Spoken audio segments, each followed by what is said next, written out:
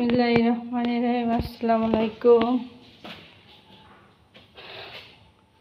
বাচ্চাদের আবদারে চলে আসলাম একটু ছাদের উপরে। এই তো অনেক দিন পর খুব ভালো লাগছে বিকালবেলাটা। কিছুক্ষণ পরই সন্ধ্যা হয়ে যাবে। এখানে আমাদের বাচ্চাদের বসার জন্য তারপর চাচ্চু ছাদের উপরে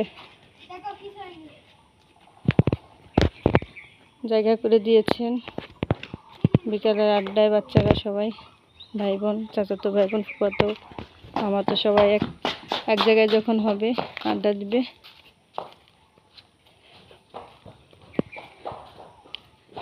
কাজ চলছে হয়তো এখনো।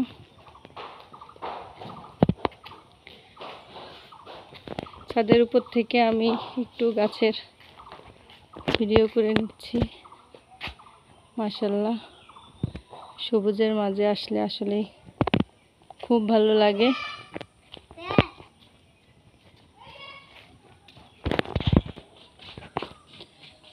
এই তো তাদের বিশাল বাগান দাদু বাড়ির, যার শেষ করা যাবে না।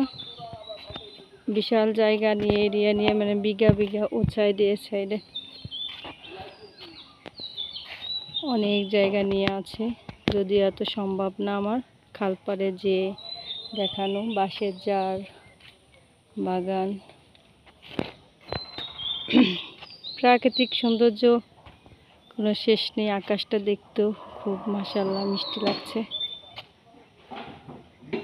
হালকা মেঘলা মেঘলা আকাশ।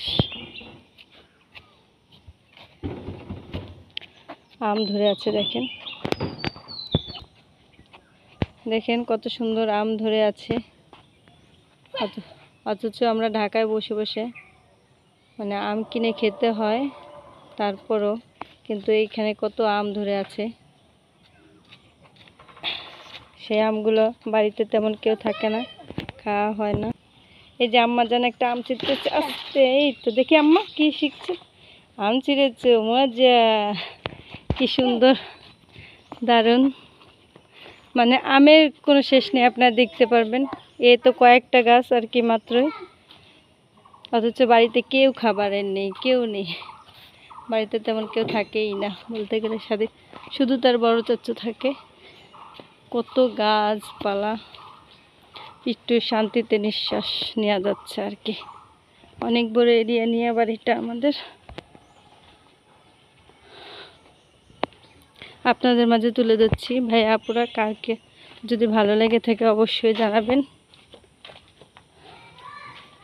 প্রকৃতির মাঝে একটু তুলে ধরা। আমি ছাদ থেকে বাড়ির নিচটা দেখাচ্ছি একটু। এই তো ওই তো আমার মেয়ে চলে গেল বাবাকে দেখানোর জন্য আম।